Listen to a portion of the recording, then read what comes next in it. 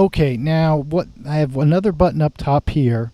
It's just above some of the stuff I just showed you where zebra is and camera view. It's called mode. Okay, what mode is it flips between in the viewfinder between the scene that you're shooting, and then you have to hold it for a little while.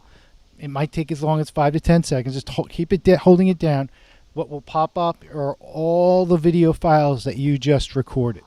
So if you wanted to go in, record, go in some, check it out, play it down, you have to hold that down, and then eventually all the video files will pop up, and then you can navigate with by going to the different clips, and I'll show you how to do that as well.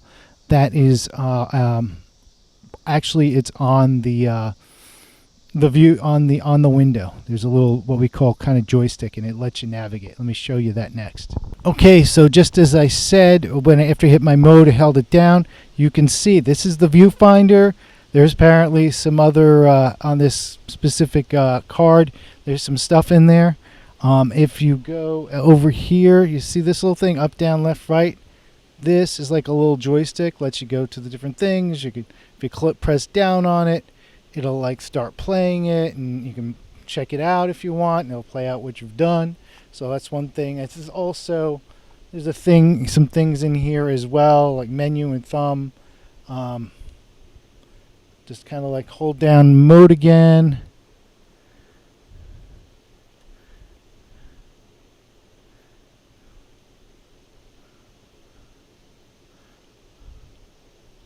Okay, you hold down mode again, and then it pops back.